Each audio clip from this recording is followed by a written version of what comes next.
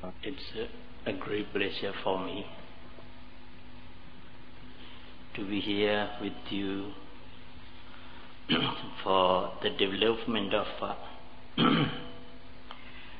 mental culture, so that we can get rid of all kinds of suffering by means of mindfulness meditation. Everybody put every possible effort to get rid of suffering, because nobody likes suffering. Everybody likes to live happy, peaceful and blissful life. So every possible effort is made to free from all kinds of disease suffering. The mindfulness meditation or Vipassana meditation, which is taught as by the Lord Buddha, is one of the many different ways of releasing from all kinds of suffering. So we have to come here to practice this mindfulness meditation or Vipassana meditation with a view to realizing our bodily and mental phenomena in their true nature, destroying all kinds of mental defilements, which are the causes of all kinds of suffering.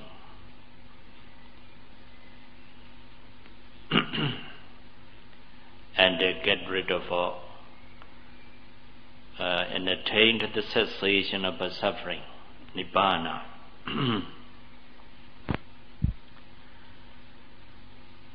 To attain the cessation of suffering, or to be free from all kinds of suffering, we need to destroy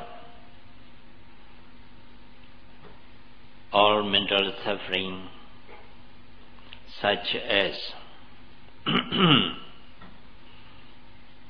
lobha, greed, desire, craving, attachment, dosa, ill will, hatred, anger, and moha, ignorance or delusion.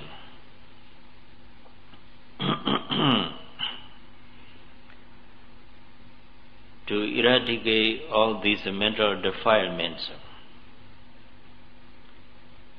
we need to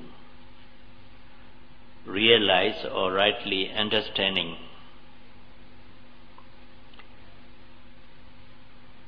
each and every mental and physical phenomenon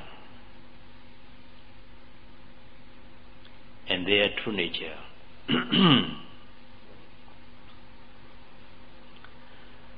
To realize this body-mind process as it really is,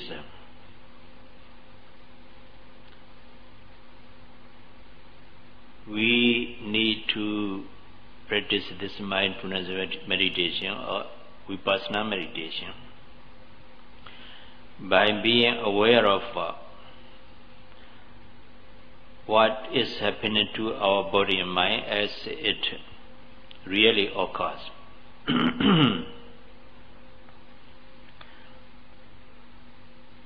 That is Vipassana meditation or mindfulness meditation. This mindfulness meditation is taught in accordance with the discourse of the four foundations of mindfulness, Mahasatipatthana Sutra, expounded by the omniscient Buddha well over 2,500 years ago.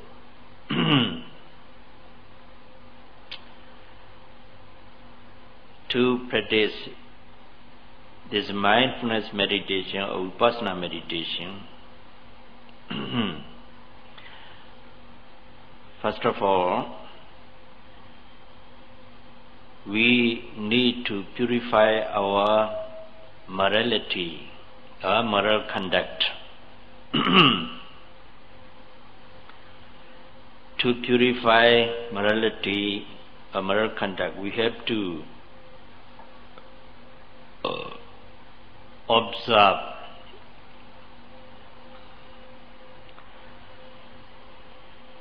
the precepts such as 5 precepts, 8 precepts, 9 precepts, and so on. For laymen, for bhikkhus, there are 227 rules of monastic cult or vinaya.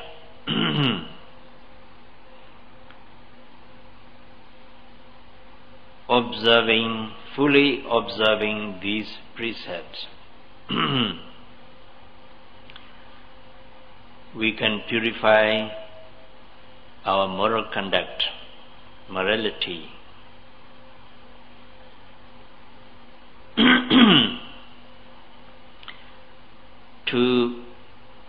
For purification of our moral conduct or deed and speech, these precepts are laid down by the omniscient Buddha.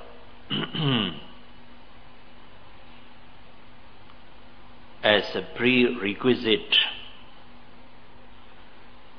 for development of mindfulness meditation, the development of the mindfulness.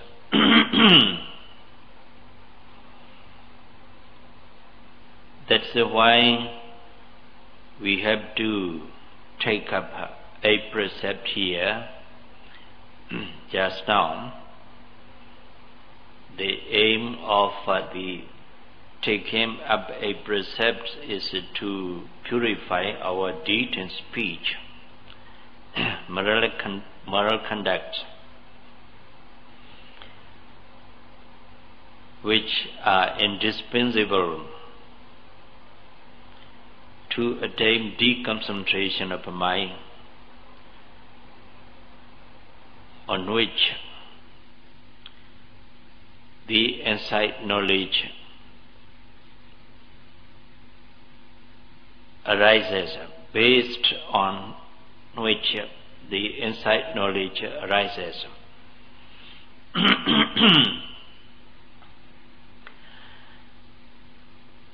Penetrating knowledge or experiential knowledge of mental and physical phenomena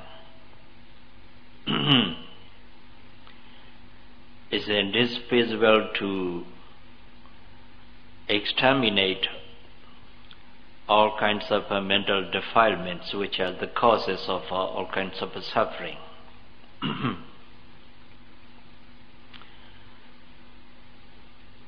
To have the penetrating insight or experiential knowledge of a body-mind process, we need some degree of a deep concentration.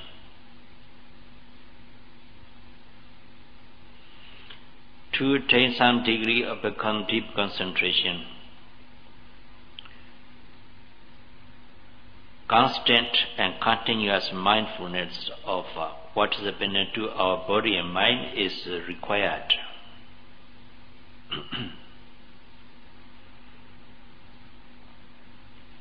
To constant and continuous to have a continuous and constant mindfulness, our mind should be balanced and also become stable.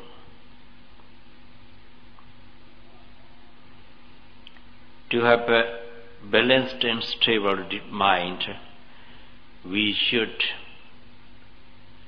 have a purification of morality or deed and speech. To purify our deed and speech, we need to observe the rules of precepts laid down by the Lord Buddha. That's why we have to take up a precept. Abstention from killing, abstention from taking what's not given, abstention from celibacy, abstention from telling lies,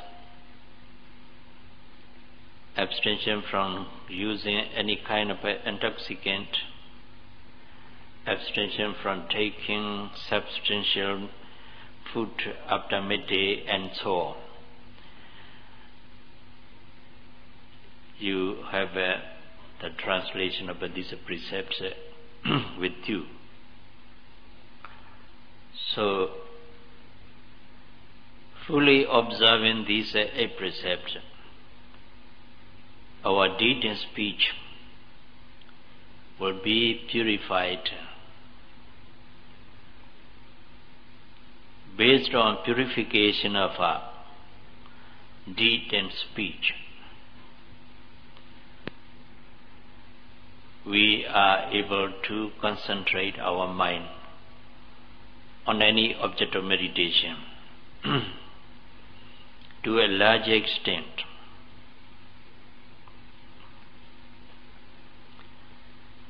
Purification of the deed and speech is called Sila Visuddhi. Purification of a virtue or morality. Without purification of morality,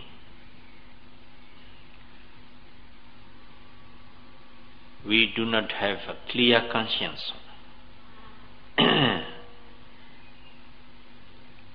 When we practice our mindfulness meditation, sometimes we may feel guilty conscious. By reflecting the evil deed and speech we did in this life or in the past existences,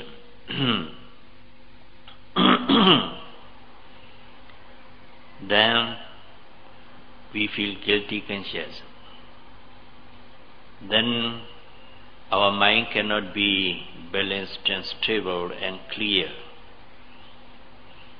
Then we are not able to concentrate our mind on the object of meditation very well.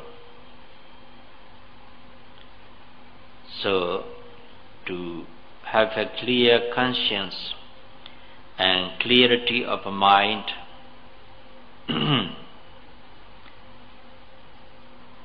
tranquility of mind, we have to observe a precept as a base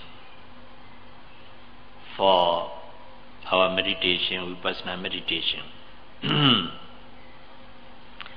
So based on purified conduct, morality or virtue, we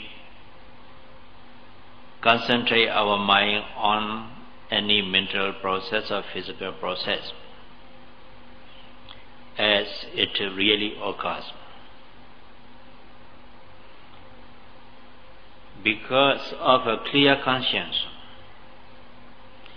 the mind becomes stable, balanced, and clear then it's able to concentrate on its meditated objects very well.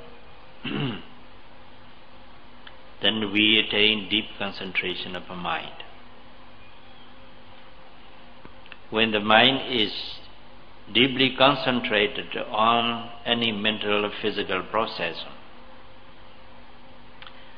the insight or penetrating knowledge, experiential knowledge that arises together with concentration becomes sharp or penetrating. Then the insight realizes the true nature of a bodily and mental phenomena and the bodily phenomena as they really are.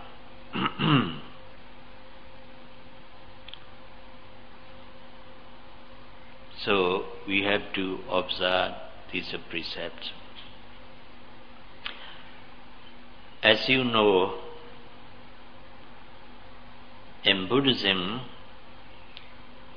to free oneself from all kinds of suffering and to attain the cessation of suffering through realization of a bodily mental process,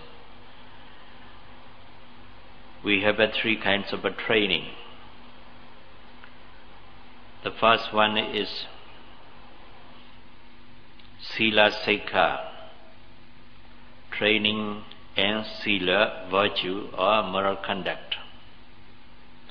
The second one is Samadhi Sikha, training and concentration.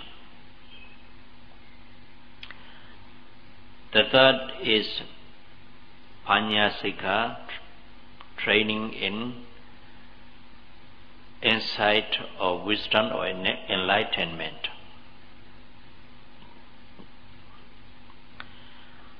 Out of these three trainings, the first training is to observe these precepts so that we can purify our morality or conduct.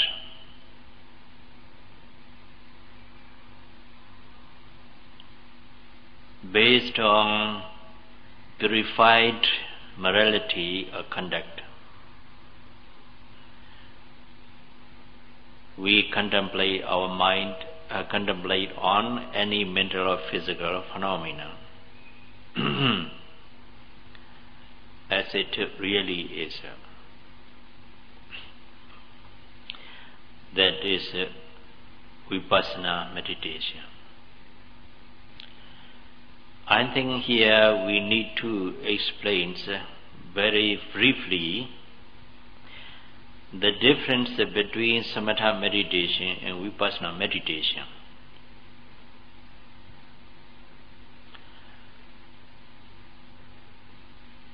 Samatha here means calm, tranquility.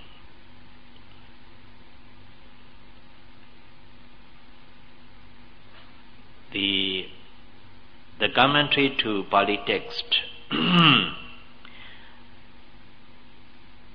gives a definition of the samatha. Samatha means a mental state that calm defilements or hindrance.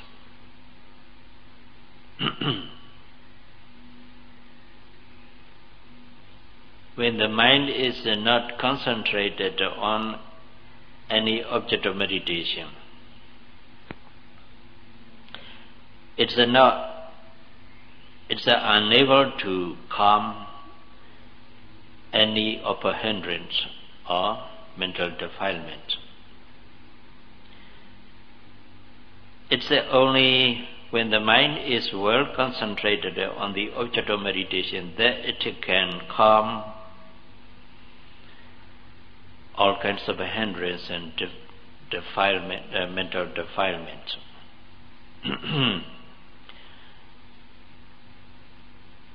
So yeah, actually samatha means a concentration. So it can be called calmness, tranquility and serenity.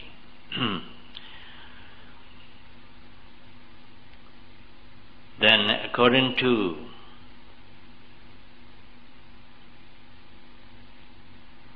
the definition of the word samatha, the aim of samatha meditation is to attain higher degree of concentration of mind only, not for realization of a bodily mental phenomena.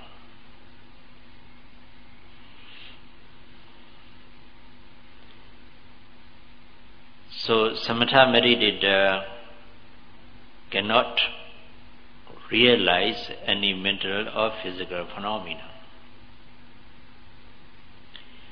even though he has attained the highest degree of concentration, such as jhana and also abhanya, supernormal power.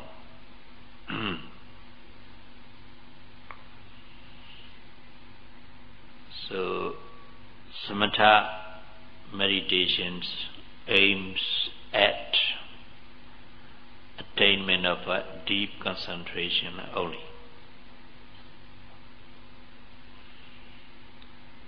Samatha meditator cannot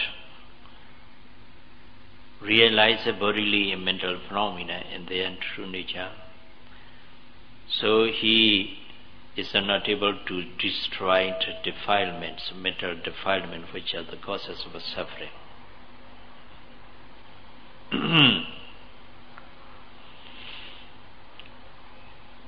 Vipassana means the insight which penetrates into the true nature of our bodily and mental phenomena, especially three characteristics of existence. That's anicca, impermanence, dukkha, suffering, anatta, impersonal nature.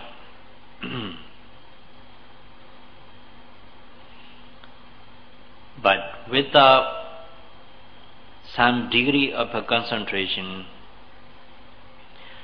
Vipassana meditator is not able to realize this bodily mental phenomena in their true nature. The Vipassana meditator too needs some degree of concentration, which can be obtained by him by being aware of what is happening to our body and mind as it really occurs.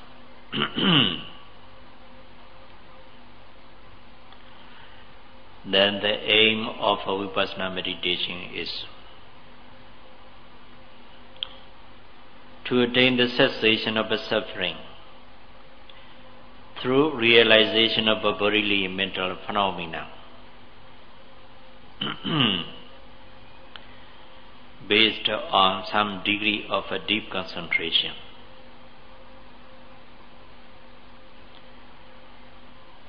That is the difference between samatha meditation and vipassana meditation. There is also another point of a difference between the two types of meditation.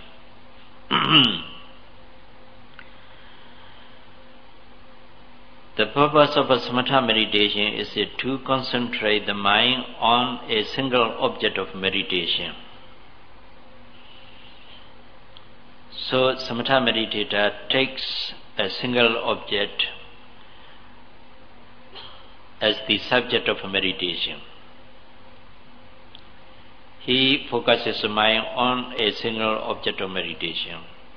Suppose he takes respiration and breathing, out breathing as the object of meditation. He contemplates on in-breathing and out-breathing. When the mind goes out, he has to bring it back to the primary object, that's in-breathing, out-breathing, respiration at the nostril. Focus the mind there, then be mindful of it, make a mental note in, out, in, out. Whenever the mind goes out, he has to bring it back to the primary object and focus it on the nostril and make a mental note and out and so on. Vipassana meditator needs to realize each and every mental process or physical process as it really occurs. So it has many different objects of a meditation.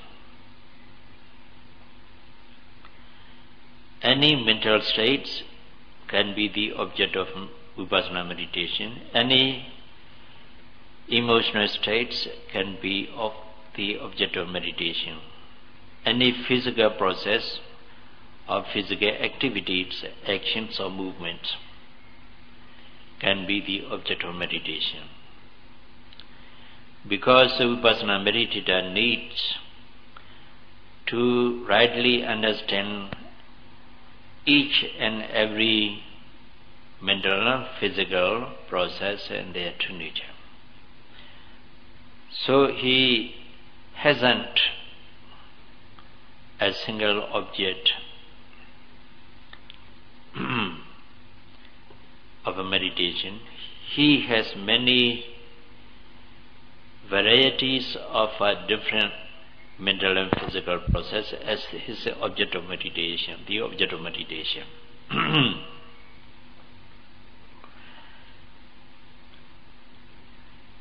Accordingly,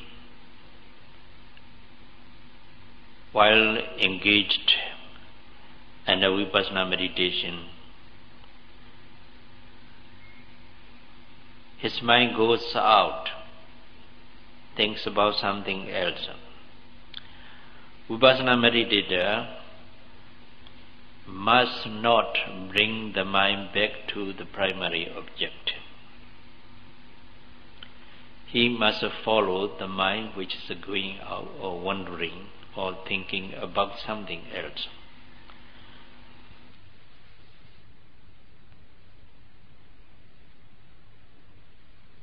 He needs to realize what is happening at the moment as it really occurs. So when the thought arises, he must observe it as it is. When the sadness arises, he must observe it as it is. When happiness arises, he must observe it as it is. When imagination arises, he must observe it as it arises. When any of a physical unpleasant physical sensation such as pain, itching, stiffening, numbness and so on arises, he must observe it as it really is.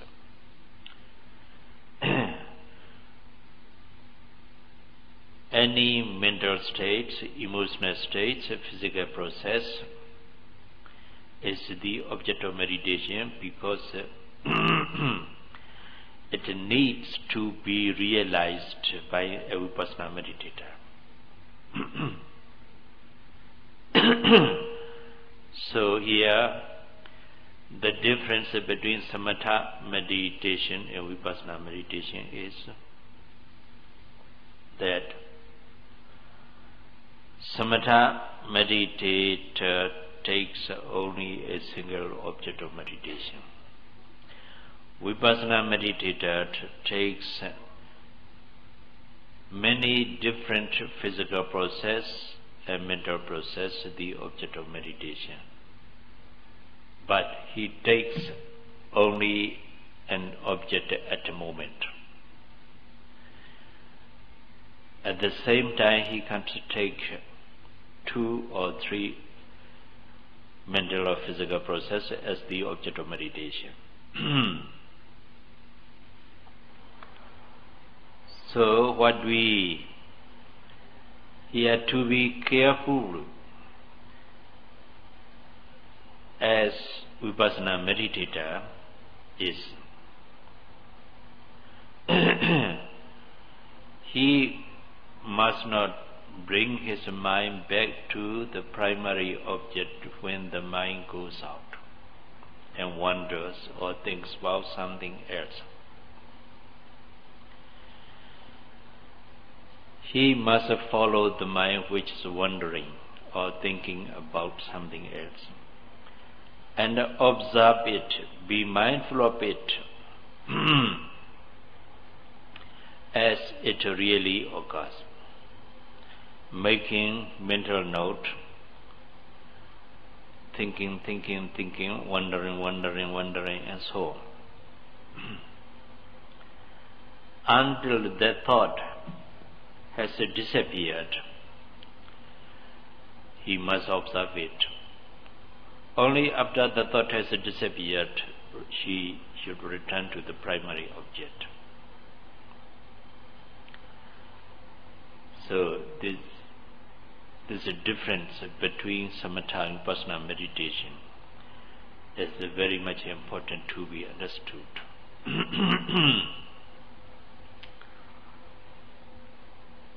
In the following nights, we will deal with both theoretically and practical aspects of Vipassana meditation. Today is the first day, so we have to lay stress on practical aspect of this meditation so that you can easily practice this meditation. But you have some experience in Vipassana meditation. Some of the meditator has a lot of experience in Vipassana meditation. But there may be some meditator who hasn't any experience in Vipassana meditation, so we have to deal with the technique of this insight meditation as to exercise on practical exercise on Vipassana meditation.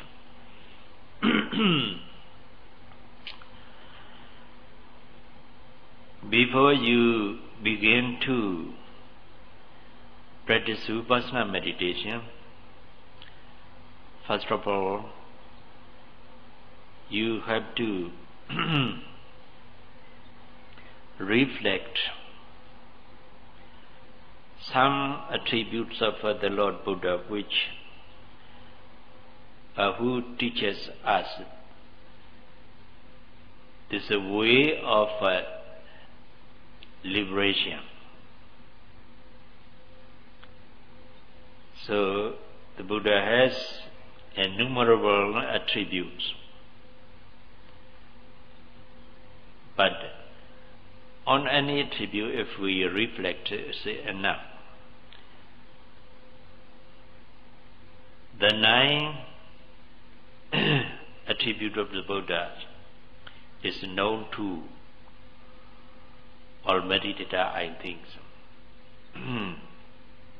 The first one is Arahant. Arahant means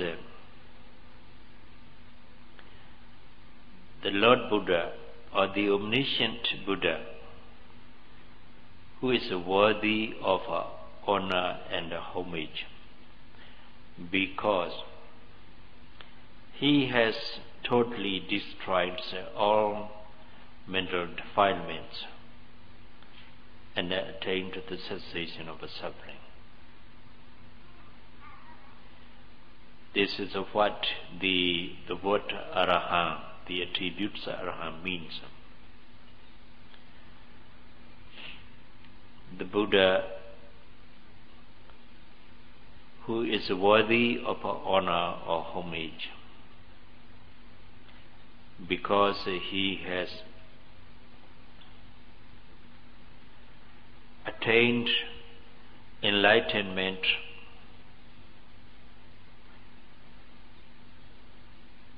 through realization of through destroying all mental defilements and hindrances. In this way, you should reflect upon the attributes of the Buddha about 2 minutes.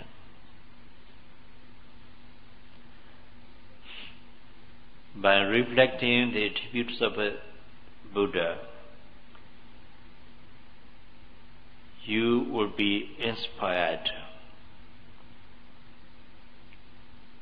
to practice this mindfulness meditation taught by himself.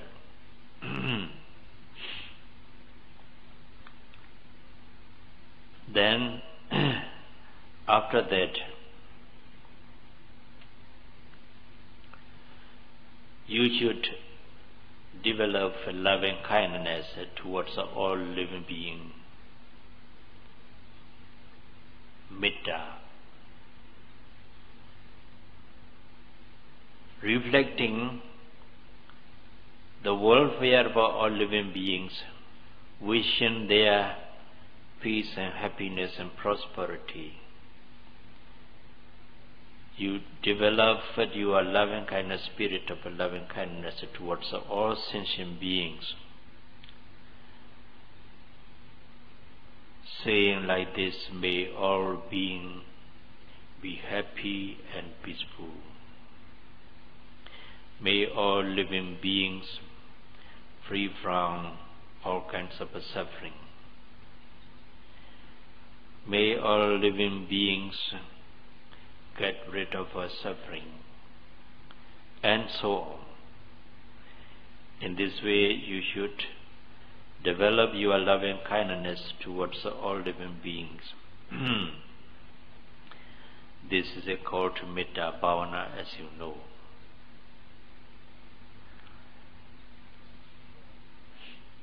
Then your mind becomes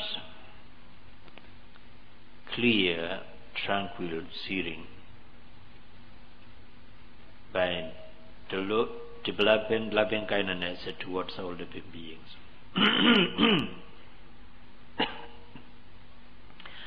Then you should reflect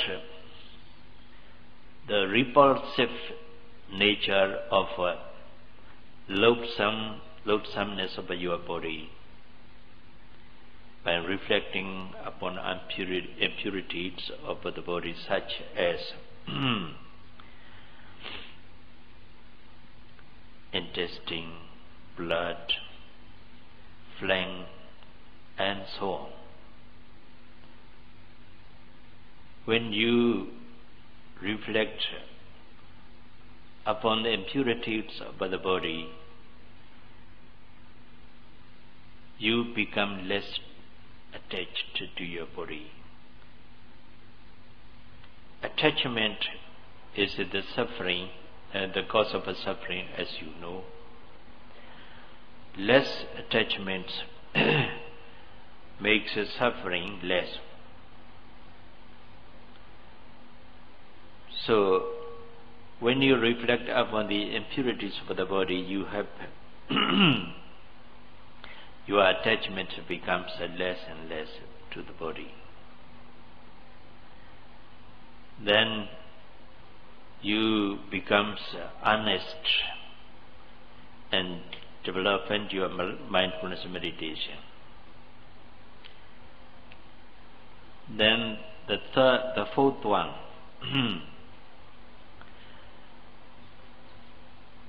you should reflect upon the death.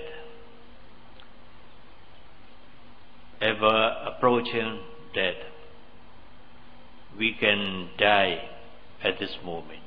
We can die tonight. We can die tomorrow.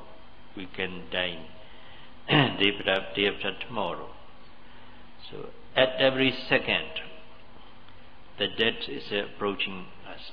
We have to reflect upon it. Death is sudden. Life is uncertain. By reflecting upon the nature of the death, then we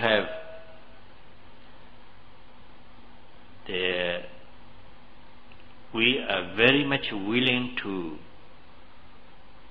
practice, to put enough effort in our practice. These are, we call it the four protections.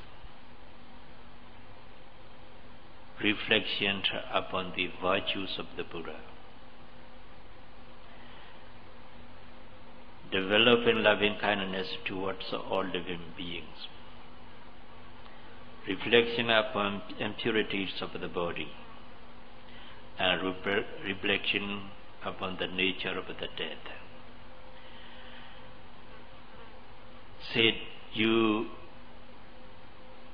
do these four protections about 2 or 3 minutes.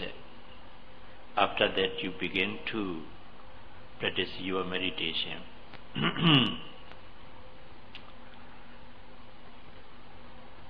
By contemplating on the abdominal movement, you should start your meditation. Then sit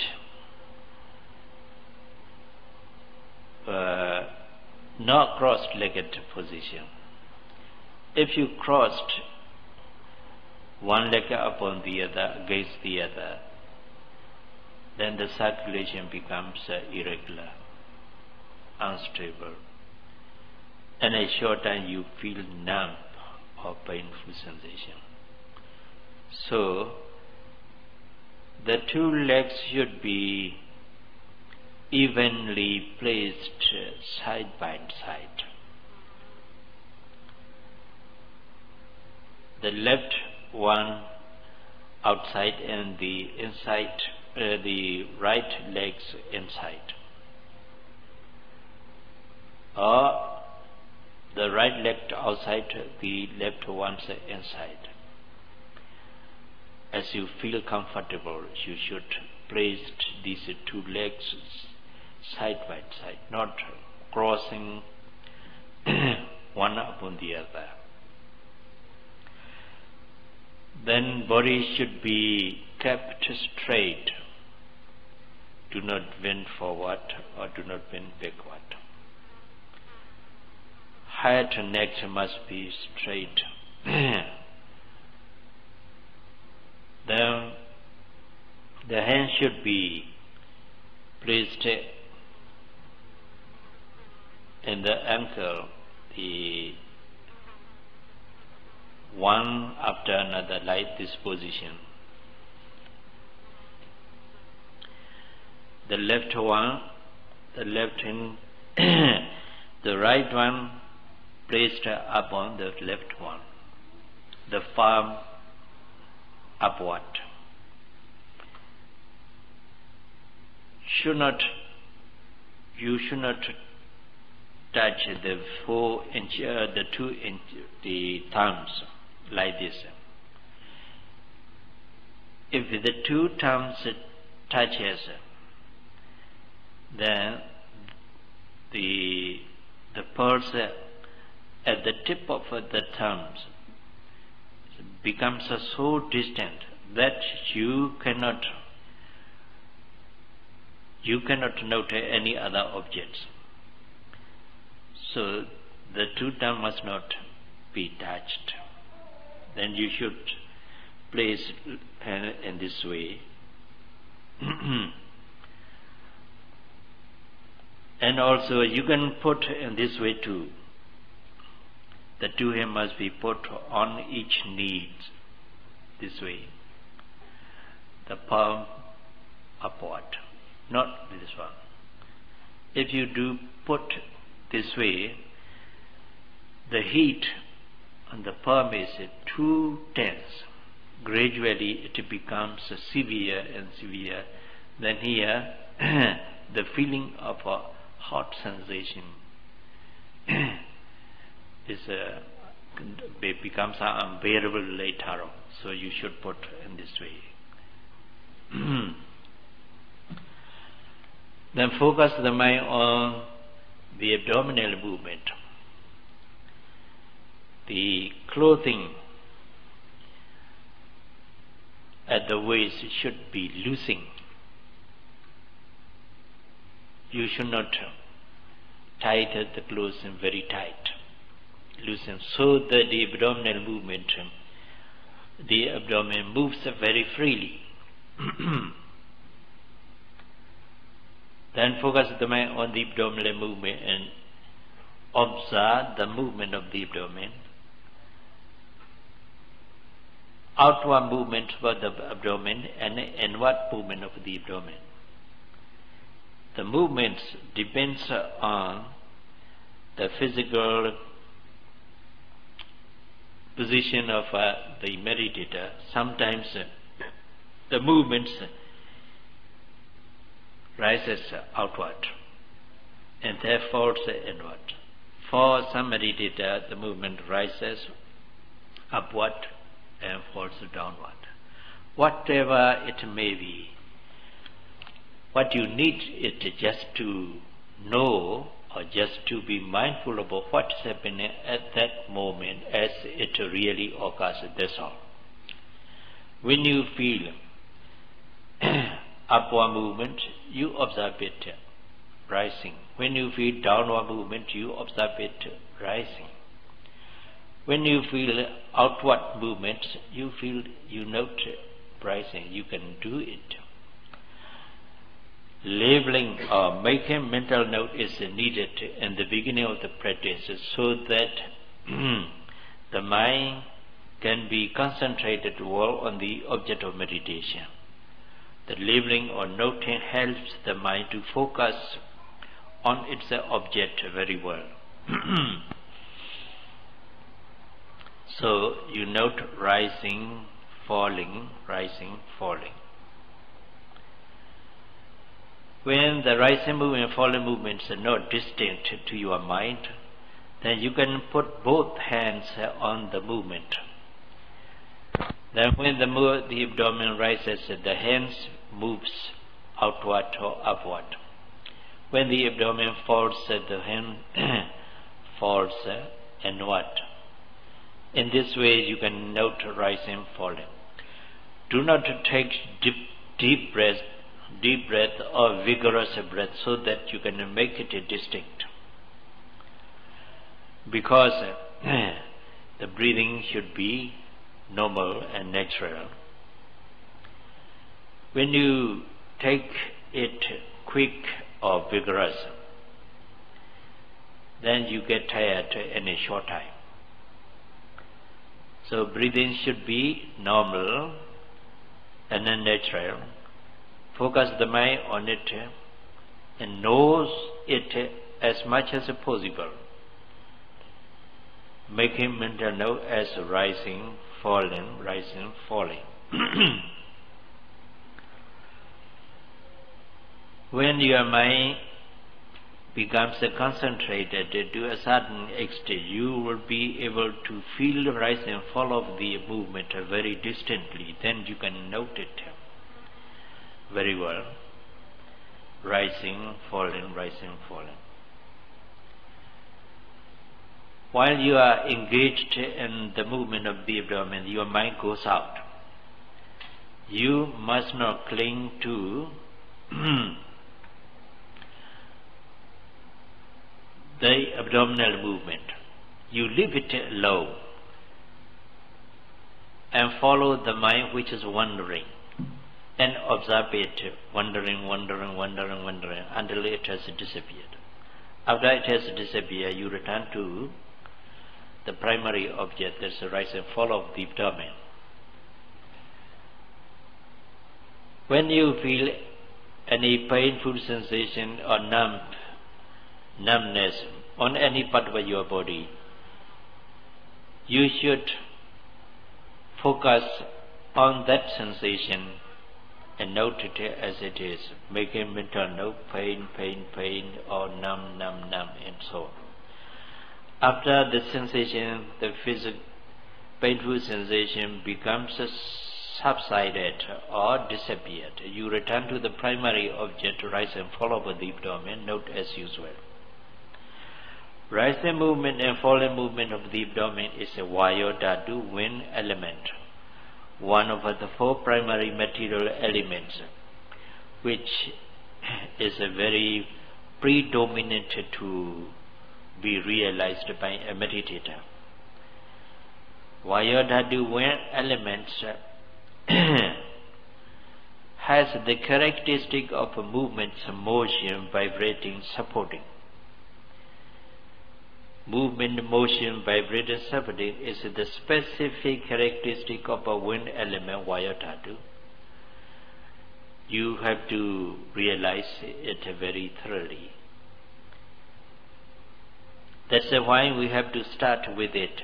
But what you should be careful is not to take it as a single object of a meditation. The abdominal movements are not a single object of meditation, but one of many different mental and physical processes which are the object of meditation. That is why when the mind goes out, you leave it alone and follow the mind and observe it as it is. When you deal with the thought, ideas, opinions, mental images, imagination, your noting mind should be energetic and somewhat quick, so that the noting mind becomes gradually more and more powerful than the thinking process. When the noting mind becomes more powerful, the thinking process becomes weak. Then in a short time the thought stops, because it's overwhelmed by the noting mind, the powerful noting mind.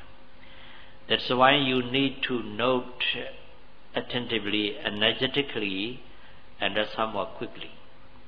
After the thought has stopped, you return to the primary object of rise and fall of the abdomen and note as usual. While you are sitting, when you hear some sharp or loud sound, you should note hearing. Then come to the primary object, note as usual, rising, falling. Whatever arises in your mind, emotional states or mental states, you should note it as it is. Then return to the primary object, note as usual. This is for sitting. And as sitting, you should try not to change any position, not to change the position of the sitting even once. But if you are not able to sit even 30 minutes, half an hour without changing position, but you may change once in a sitting. Say, after 15 minutes of meditation, you feel unbearable painful sensation. You note the pain by being patient with it. But the painful becomes unbearable, then you tend to change the position. Then you note intending to change. Then change the position and note every actions and movements of the body. After you have changed, you continue to sit and observe the abdominal movement and any other object which is more distinct. When the two objects are rising, then you should note one object which is more distant than the other. Then this is for sitting, but you should not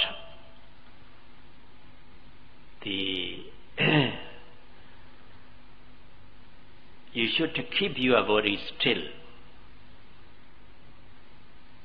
Do not move your hands or any limbs or body.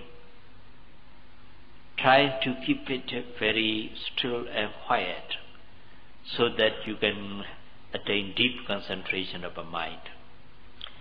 But in the walking meditation, you should do walking and sitting alternately. In the walking meditation, first of all, you stand still and look at about 2 meters ahead of your 2 meters before you. You must not close your eye, but your eye should be half closed, looking at a place about 4 meters ahead of you, 2 meters ahead of you. Do not look at nearer than. If you do, you'll feel tense on the back, on the neck. Sometimes you may feel dizzy. You may feel headache. So you should look at about a place above 2 meters ahead of you, and then make note left, right.